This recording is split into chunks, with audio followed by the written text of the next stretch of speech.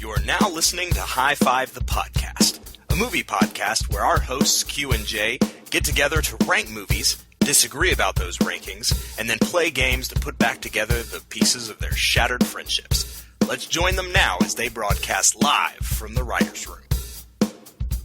All right. Welcome back to the writer's room, Q. It feels comfy. Welcome. It's good to see you. You as well. It's been ages. It's been ages. We are here. We have our Fire Eater Hot Cinnamon Liqueur with us. Delicious. We have our notes here with us. Yes. B. Arthur is back for another session. Looking beautiful as ever. You are beguiling, yes, Miss Arthur. You are other B adjectives as well. So, for episode 2, what you and I wanted to do is we really wanted to dive in and answer the age-old question of which sequels are better than their predecessors. Let me go on record by saying that I think that our sequel episode will be better than the original. I think that's important because that's what our lists are about. Right. So sequels that are better than the originals. Right. If we don't make our sequel better than the original, then what good are we, Q? None. Zero good. So, I'm going to ask you a question. Go for it. Should we high five? Hell yeah, we should high five. We should high five. High five. Should we high five? High five! High five! High five. High five! High five, son! Woo! High five! Don't let me hanging. Are you ready to start this top 5? I'm ready to start. This is a big one. Actually, this is one of the hardest questions because it comes up all the time. Yep. Anyone who's a movie fan, I think in some time in their life has talked about sequels that are better than their originals. And it's so hard to make a sequel that's better than the original. It is hard. Although it would seem that you have more money, you have better access to actors, right. You have better access to bigger directors, and yet it seems such an insurmountable feat to make a sequel that's better than their original. Why do you think that is, Q? I mean, my guess is the pressure. You know, the pressure to live up to something that came before. Right. And I don't know about you, but for me, it's hard to do an awesome thing twice. It is. It's hard to be awesome once. Right. So to be awesome twice is huge. And for me, most of the time when I'm awesome once, it's completely by accident. Right. So it is the accident for when you were awesome. Right. So to try to figure out how I was awesome and then recreate that, don't even think about it. Not even a chance. And, you know, last week we talked about directorial debuts. Yep. So these don't necessarily have to be sequels made by the same director. They're just part of a series of films. Sure. Now, before we dive into my list, and I've got a good one. Okay. So you should be scared. Me too. I am terrified. You should be. But let's lay some ground rules because these always come up. Yeah. Trilogy films are allowed. Yeah, okay with it. Now, 10 years ago, if you'd asked me that question, trilogy not allowed. Because a trilogy was a set thing. But nowadays, everything's either a remake, a sequel, a reboot, a rebequel, or some sort of trilogy. A reboot-quel? So, reboot-quel. So if we have to eliminate trilogies, then pretty much any movie that's ever been made is out. So that is absolutely true. For this, we're just talking about movies that followed an original film yes, that are better than that original film, whether that means financially, directorially, acting, story, whatever. So I've got a good list. I'm sure that you do as well, and I want to dive right in. All right. Number 5. Are you ready? Yes. You ready for number 5? I am waiting with bated breath. Good. Well, I'm going to make you wait a little bit longer because before number 5, there are some honorable mentions, and I want to hear yours as well. Because there were a couple that didn't make my list. All right. And actually, one of them we mentioned in our last episode. All right. One of my honorable mentions, Dawn of the Dead. Yeah. Such a good fantastic sequel. movie. Now, when you hear the rest of my list, you'll understand why I didn't make the top 5, but it's so good. Sure. Another one that I put on here, Spider-Man 2. Yeah. Doc Ock, one of the better superhero sequels ever made. But definitely not Spider-Man 3. No, definitely not. Because if the whole movie had been the emo dance sequence, then I'd have been into it. Well, that'd be a completely different movie. If you just play that with a background acoustic version of Dashboard Confessional, I'm golden. Ooh, I'm thinking fan edit. Yeah. I'm thinking like this that. could be a thing. I'm like that. If someone wants to do that and email it to us at my5@highfivethepodcast.com, I would love to see that. Please make that happen. But either that, what would be another great, the Get Up Kids. Or Sunny Day Real Estate. Ooh, yes. You add that into the emo dance scene. I love that. We're in good. I love it. Another honorable mention that This one, I would be surprised that if it didn't end up on somebody's list somewhere. So if you're listening out there, this could be on your list. National Lampoon's Christmas Vacation. Oh, so true. How many people think of that as a sequel, though? So true. It's like a Christmas movie. None, because it appears to be a separate movie of its own. Right. But it is technically a third sequel 100%. in a series. I definitely so those are some of agree. my honorable mentions. Did you have any that didn't make your list that were close? I did. Hellboy 2. Oh, The Golden Army. Golden Army is a good one. I also had X2. Okay, yeah. X-Men 2. X-Men United. Okay. But mainly, I started to realize that when trying to make my list, apparently every movie today is a superhero movie. Everyone. And especially when you're talking about sequels, you run into a whole bunch of superhero movies. And I didn't want my entire list to be made up of superhero movies. There aren't enough good sequels to be made up of superhero movies. So I purposefully knocked those off of my list. That's acceptable. So speaking of lists, you want to hear my 5? Yeah, please. Okay. Please. Number 5. Yep. Star Trek II: The Wrath of Khan. Oh. Khan! You have to have it in there. Obviously, the follow-up to Star Trek: the motion picture. Yep. So Star Trek II: The Wrath of Khan. Sure. Also about Khan's colon. Yes. It wasn't about that, guys. No, it wasn't. But in my head, that would have made it interesting. But it could have been. It could have been. So, I mean, this is a fantastic sequel. I am not the biggest Star Trek guy in the world, but I have to acknowledge when a sequel does the right things. And this sequel obviously has the memorable Khan scene. It has the fantastic death scenes at the end. It's really, really good. Some things that it's even more inspiring. Did you know that movie is what inspired Steve Jobs to buy a section of Industrial Light and Magic that was responsible for the CGI effects in that movie? I did not know that. Later renamed to Pixar. Oh, so snap! Without Wrath of Khan, there is no Toy Story. There's Ugh. no Toy Story 2. Ugh. There is no Inside Out, which is a fantastic That is film. a fantastic movie. So, that was great. It introduced us to the wonderful career of Kirstie Alley. Who went on to make such fantastic films as Look Who's Talking. And this TV show, Kirstie. Oh, my. Ooh, that's a deep cut. It's a deep cut. And the opening scene is everybody dying. Yeah. Now, granted, it was a training exercise. Sure. But what sequel starts off killing the entire cast? It's a fantastic one. I 100% agree. And I think it deserves to be number 5 on my list. I would normally refute that, but I'm actually going to use your number 5 as a launching pad for my number 5. What's your number 5? Because thanks to your number 5, my number 5, via your tidbit of information, was made possible. Awesome. Because my number 5 is Toy Story 3. That is a good one. All right. And I almost mentioned that. I'm so happy that I didn't know your list. So Toy Story 3 for me, unlike The Wrath of Khan, it didn't begin with killing everyone, but it almost ended with killing everyone, which blew my mind when I was sitting in the theater weeping like a baby. You want to know how good that movie is? When I watched it the first time, and the scene came where they were holding hands and they were going down into the fiery pit of doom, I sat to myself and I was like, yeah, I'm okay with this. Yeah. I was actually okay with it ending like that because of how good that film was. Let me tell you a little story about Toy Story 3. Tell me All right? stories. When I went to go see this movie in theaters, and I purchased my ticket behind a mother and her small child, and I got up to the ticket taker and I said, 1 adult for Toy Story 3, please. And they looked at me, like they would. And I went into this movie, and I sat next to this woman and child, and I watched this movie, and I laughed, and I cried.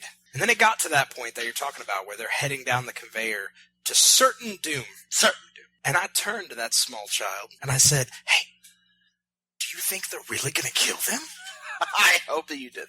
And that small child looked at me and said, Mom, why is this stranger talking to me right now? And I said, hey, I don't really care about your opinion anyway, because I'm pretty sure they're going to kill these guys right now. But seriously, this movie for me was something that all of the Toy Story movies, as a huge fan of Pixar, all of the Toy Story movies kind of took us on this journey of these toys from, being Andy's most loved and prized possessions. And this movie took everything that we loved about the interactions of all these toys and it upped it to include things that we could reflect on in our own lives. I know that I went through this moment where I had to move on from these things that I loved. And I obviously didn't move very far because I am a giant man-child, but I moved far enough that I could relate. And this movie hit home like no other. It really showed me what a well-written script about characters that you love that can really finish a story in what I think is one of the most poetic ways ever done. It brought the entire journey of these toys from being Andy's favorite toys as a child to him having to move on and pass them to another child when he went off to college. And it absolutely blew me away that these animated characters could captivate me as much as any actual physical actor ever. And so that is why it wholeheartedly earns a place at my top 5. Okay. Yeah, I would agree with that totally. I love those films. I think that they're beautiful. It's wrapped in a beautiful message and a beautiful story. And I think it's great because it relates to my number 4. So I'll go ahead and move on to my number 4. I like how this is working out. All right. So you'll see how much it relates. My number 4, The Dark Knight. Ooh. You see how similar they are? Yeah. With the almost an identical movie. They're pretty much remakes of each other, Sure. a lot of people say. Sure. But obviously, The Dark Knight has to be on here. Yeah.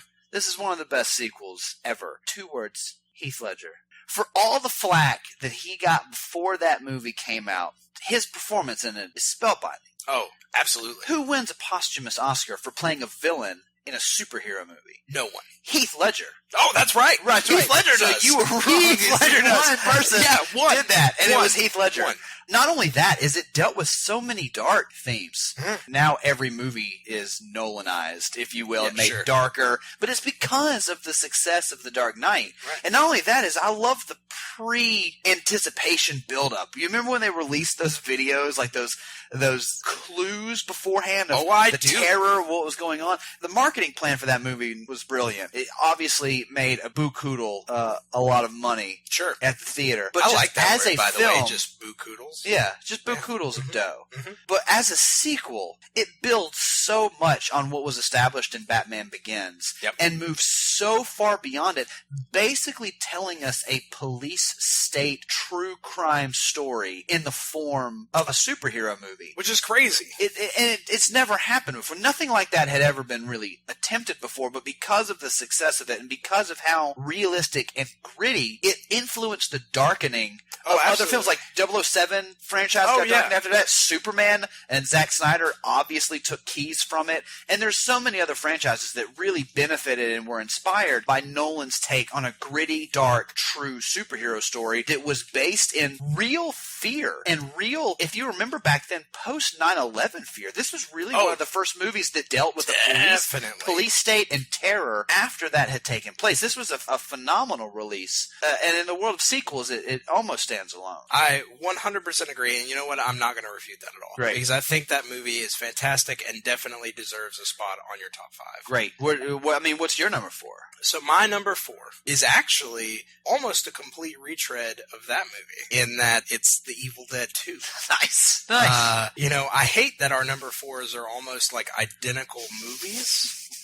But some may even say that Evil Dead 2 is a better sequel to The Dark Knight. And they are the same characters. Yeah, they're exactly the same. Well, justified. Tell me why it's on your list. So, The Evil Dead 2 did something that's kind of unheard of in sequel territory. It remade its original movie, but it also redefined its original movie. So when The Evil Dead came out, it was a straightforward horror film. It was gory, it was tense and scary, and it was made as a horror film. Very, very, very minimal comedy in that film. In the second movie, they took everything that worked in the first movie, and they introduced humor and some of the most iconic imagery that has been seen on the screen. Yeah, I mean, sure did. When we say that Ash is a badass, I mean, he's a badass. He's badass. Okay, he has a chainsaw for one hand and a boomstick in the other. And it was something that I had never seen. I had never seen a sequel set out to be something so different than its predecessor, and by the same director. So I was blown away by that. But it made me fall in love all over again with that movie. Yeah. Because, like I said, it put a great retread on the original film, and then also took it in a whole different direction. So I loved it. You know, some of you may say it's super groovy. It is. I can't refute that. You know that's one of my favorite movies. I love the influence that it had later on. I love the career that it kind of helped spark for Sam. It was just I mean, he went fantastic. on to make Spider-Man 3. Come on! Right. You know? With the Sunny Day Real Estate. I mean, oh my... man. Without that one, that would have never been possible. Never would have happened. So, I like it. I'm glad you like it. I can't refute that. I like it. It's on my list. I think that deserves to be on the list. I don't think it should be refuted. So I'm just gonna move on to number 3. Do it. All right. Let's get into the meat of this list. The top 3 is where we live. The meat and potatoes, if you will. All right. Here we go. You ready? Yes, please. Number 3. Yes. Terminator 2, Judgment Day. Love it. One of the best sequels ever. Yes. Obviously, the follow-up to the Terminator. Tell me why you love it. Well, okay, first off, one of the reasons I love it, can you honestly tell me that Arnold Schwarzenegger would have become governor of California without that movie? Absolutely not. Absolutely not. 100% no. No, definitely.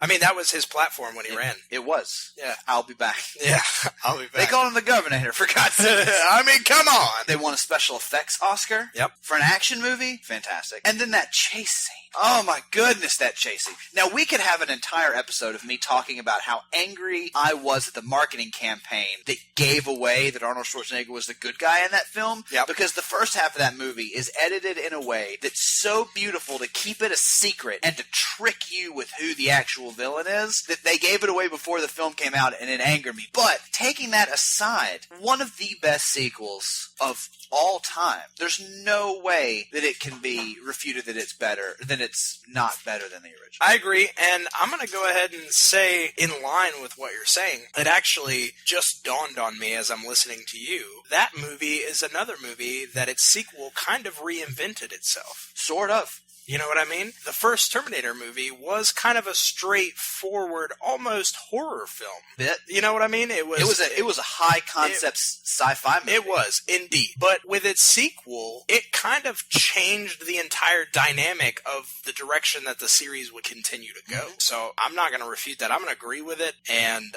I'm just going to say that we move on to the next one. Yeah. Pour yourself some liquor and tell me your number 3. Oh, I will. I'm pouring, and I'm drinking. So my number 3 is kind of familiar to you, I think. I feel like you might be a little acquainted with it in the sense that it is The Dark Knight. Yes. Which may have appeared earlier on your list. I love it when my list shows up on your list. But it takes a higher notch for me because obviously I respect it a little bit more, okay? You're nicer to it. Here's the deal. You know me. I'm a die-hard Batman fan.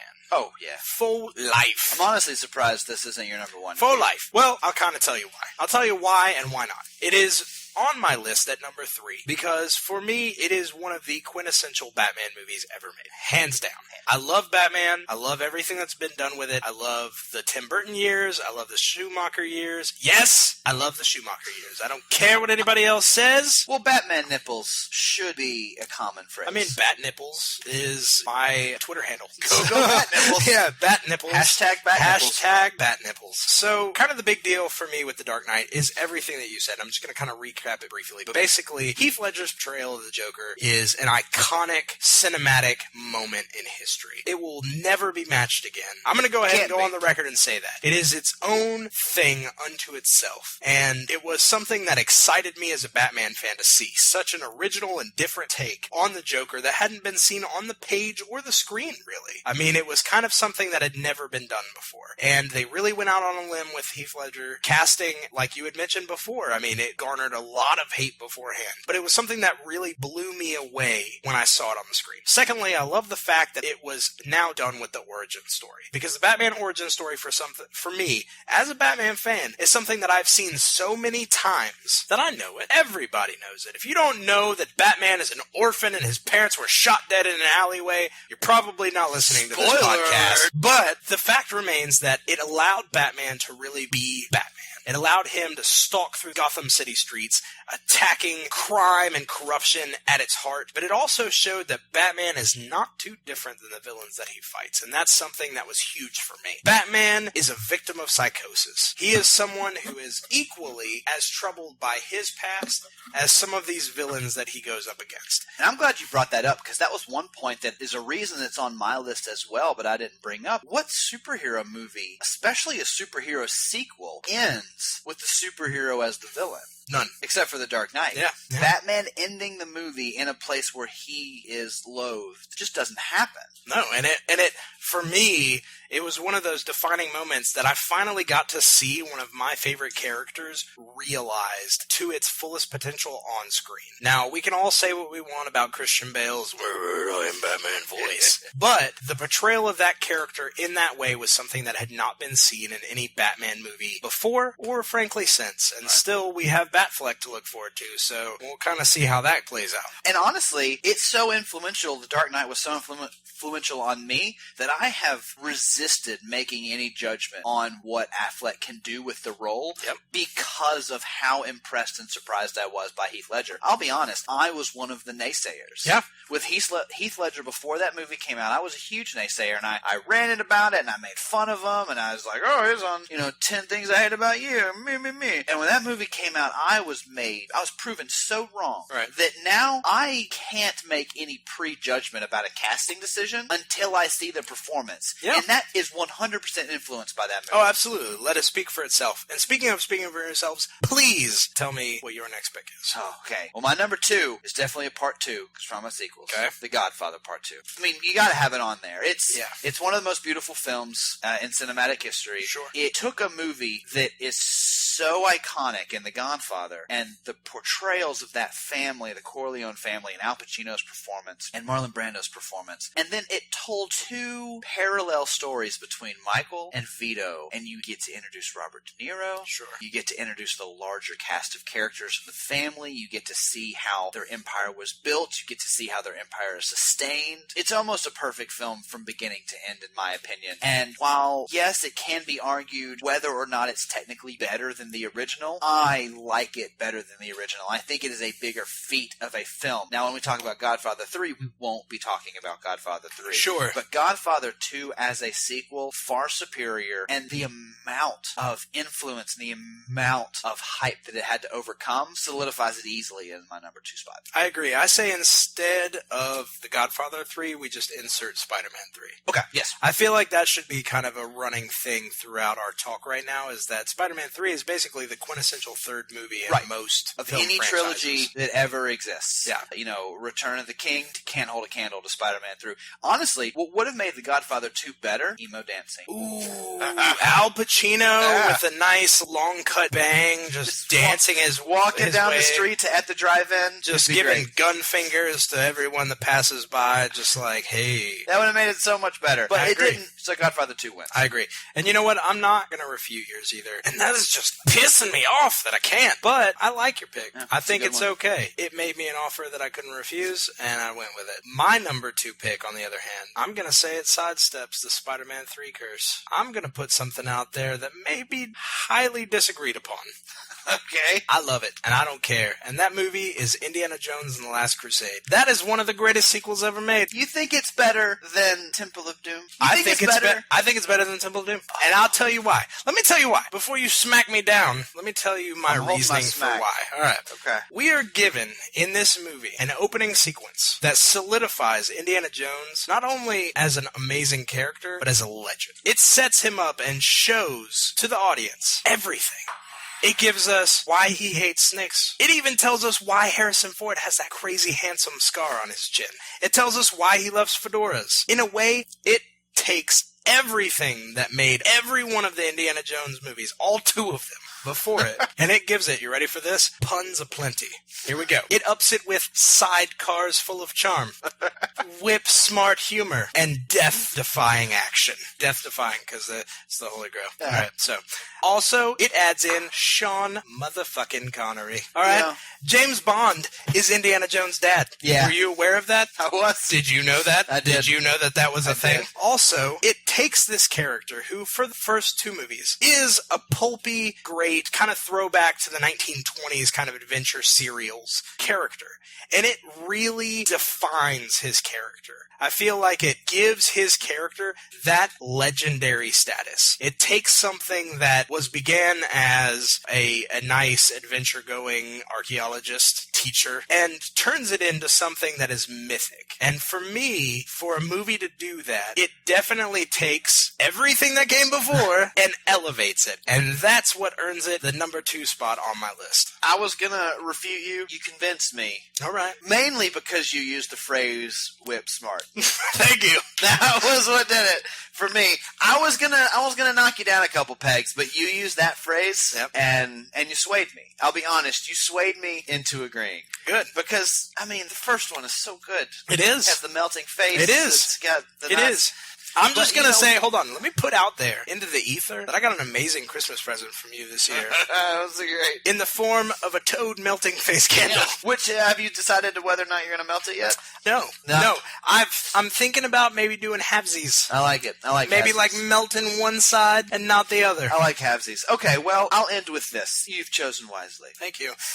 Some may say only the penitent man shall choose this wisely. All right, you ready for my number 1? Yes, lay it on me. I have a feeling this is one that I think a lot of people will agree with. I don't really feel trepidation with this one, but Empire Strikes Back. For me, one gigantic Star Wars fan. Obviously, the new one felt like a Star Wars movie and reinvigorated my love, but I grew up with those films. I grew up watching those films. I grew up loving those films. And if you look at the original trilogy, the one that we will acknowledge the existence of, Right, sure. Empire is so good.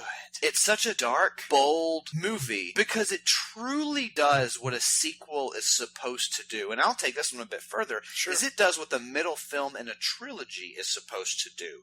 Is it takes the story but does not finish it and moves it into a place where you have to finish the story. Absolutely. So if you think about it, every character in that movie is in a worse place at the end of it than when it began. There is no nice resolution. There is no bow at the end. Luke Skywalker's lost a hand and realized that Darth Vader's his father. And one of the best reveals of all time, which could be called the original spoiler. It's huge. And outside of that, you've got Han Solo encased in carbonite at the end of the film. Ridiculous. Leia, who has lost her love, basically. Mm-hmm. Lando, who's a traitor. C-3PO, who's been blown to hell.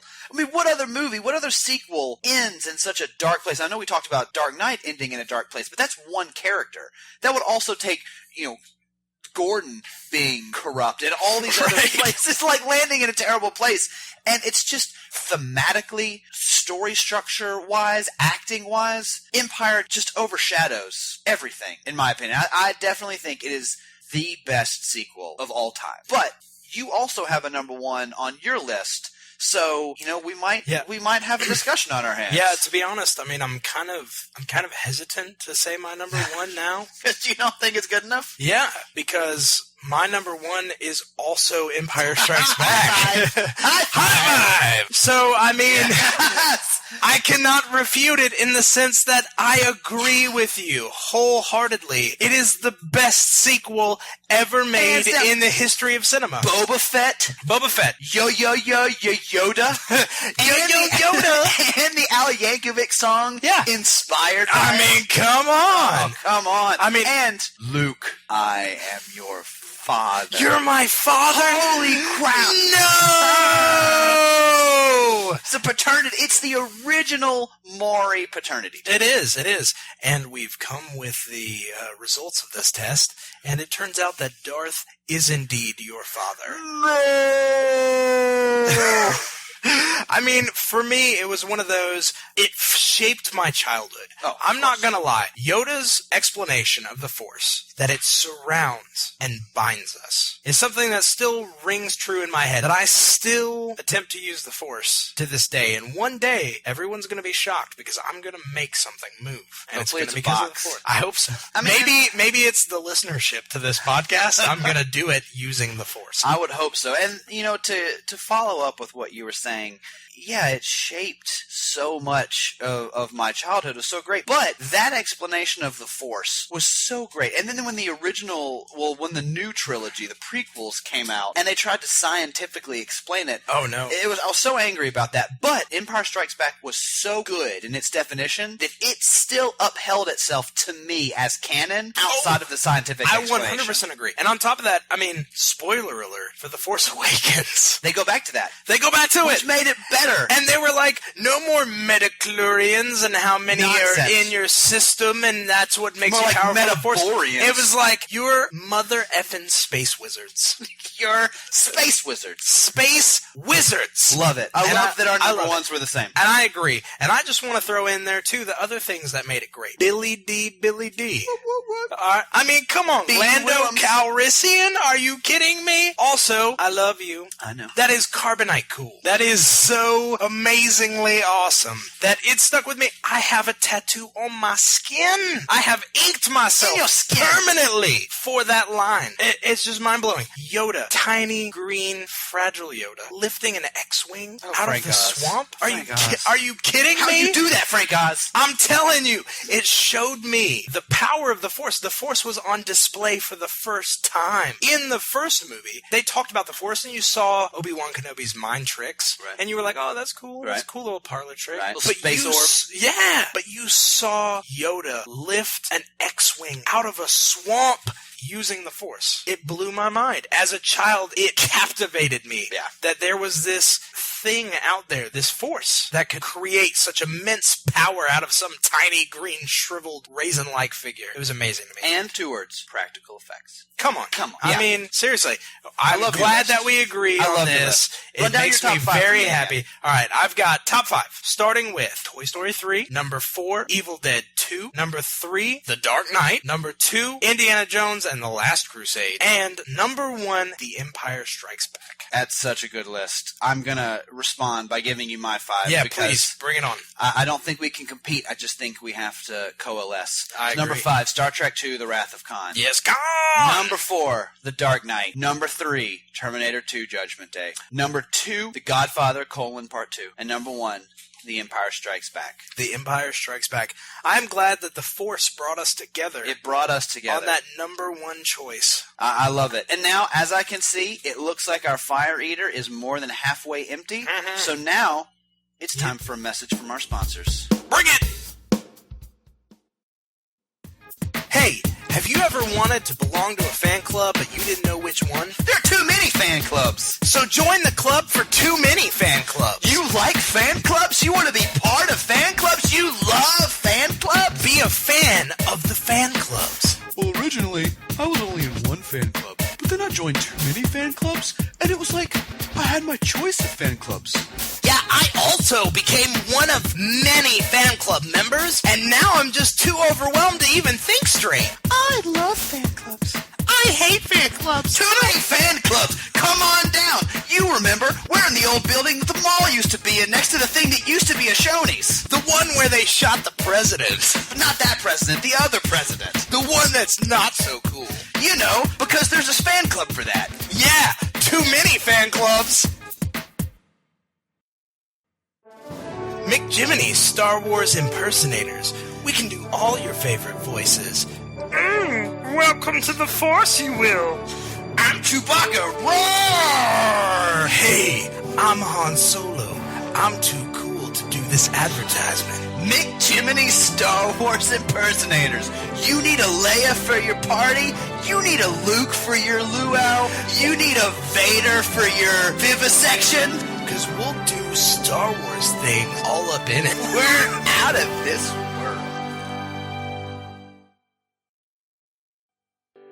Well, you know you've got a problem when you've got to call Captain Buford's Gopher Patrol. Do you have gophers that are giving you problems? Do you have a regiment of critters? Do you have underground explosives ready to blow those little motherfuckers out of their holes? Do you have a stomach that can take taking the life of an innocent critter? I love it. Come on down to Captain Buford's Gopher Patrol. We'll make sure them gophers stay the hell out of your yard. All right, and we're back from the commercial break. Welcome back to the Writer's Room, Q. Hey, I'm happy to be back. That is good. Well, as you know, this is the time where we have to wrap up by playing a game. Oh, no. And what that means is that we're down to the end of our cinnamon liqueur. So we have to take some shots, and we have to play the pitch. Oh, okay. I like the first part of that. Take some shots. For any of our readers who aren't familiar with the pitch, this is a game that we play where we draw the name of a film out of a hat, and then draw the name of a genre out of a different hat. And we have to pitch that movie as that genre. For instance, we would have to pitch The Descent as an indie rom-com. What? That's crazy. That's crazy. So that's how the game is played. Q, are you ready to find out what movie we're going to be pitching? So ready. All right, draw us a name. All right, give it a shake. Little shake here. All right. Your note shape brings on the voice of the earth. The movie that we will be pitching is going to be Big Mama's House. Fantastic. The classic. Yeah. The classic Big Mama's House. The classic Big Mama's House. They study this in classes. I don't know if you know that. They do? Yeah, they do. Well, now, the second half of this, I have to draw a genre out of a hat, so yeah. I have it ready. Are you ready to see? I'm ready. We have to pitch Big Mama's House as a Disney animated film. Oh, fantastic! Fantastic! All righty. All right. Are you ready? I'm ready. Let's get ready to pitch Let's this do pitch. it. Here's the pitch. Mr. Movie Producer Man, have we got a pitch for you? Okay, so you know how all kids love urban undercover police stories, right? Of course. Right. Okay. Of course. So that's what we have to do here. We've got this urban undercover police story where there's this character. A snowman? Drawn beautifully by the Disney Animation not a Studio. snowman.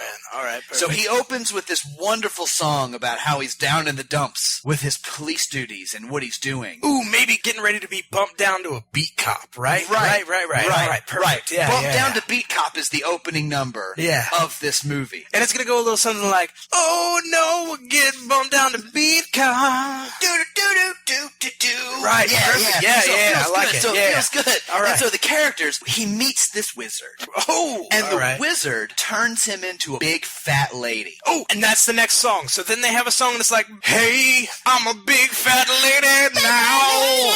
Oh my gosh, I'm a big fat lady. Right. And so then he meets this magical talking cricket who he calls his nephew. Oh, and then his nephew is all like, hey, you can't go around being a big fat lady when there's police cases to solve. And you're going into mama's house. Yeah, And exactly. This is mama's house. But he's going to be a mom. Right? He's a big mama. Right, so he has to go undercover. Magically undercover. Right, as a large, overweight mother, right? Singing Disney songs. Right, because otherwise he's going to get knocked down to a beat cop by a sergeant. Right. He doesn't want that. And just imagine this, all the songs written by Oingo Boingo. Oh my gosh. That This sounds has got brilliant. Oscar all over Yeah. And so then I'm thinking, like, so they go to this house and they're setting up the stakeout, right, as this big fat mother character. Right. And suddenly a murder happens. A murder? Yeah, most foul even. And so then they have to decide whether they want to continue on this magical mission that they're on, or they have to be willing to get knocked down to a beat cop status. Back down to beat cop. Right? And so then that's the next song. And it's like, oh, I'm a back down to beat cop. This really sucks. Full circle. Right? So, we think Hollywood and America are ready for this. Yeah, they need this in their life. Directed by John Lasseter. Ooh, I like it. We could even do computer animation instead of hand-drawn. Ooh, greenlit. Boom! Next Hollywood blockbuster. Boom, you're welcome. And sadly, that brings us to the end of this week's High Five. As always, thanks to my co-host Jay, and to you, the High Fivers out there. We'll be back in 2 weeks with another list, but in the meantime, be sure to email us any of your lists or questions to my5@highfivethepodcast.com. And as they say in the movies, that's a wrap. And that's a wrap, everybody. Cut, Casper. That's a wrap. Cut! Print it! What happened to the next reel? Cut! Okay, that's a print. Okay, cut. That's a wrap. That's a wrap, people. Now let's get the hell out of here. Psst. Hey, you made it to the end of the podcast. And guess what? There's a little something at the end of the credits. And for those of you that didn't make it, go five yourself. Coming this fall, you've seen Foursquare. You've seen Ring Around the Rosie. But you haven't seen Hopscotch. The movie. It's not your mother's double Dutch. It's your father's hopscotch. One man sets out on a quest to hop The scotch. all of it. The movie. You've never seen it like this before. You'll be jumping out of your seat.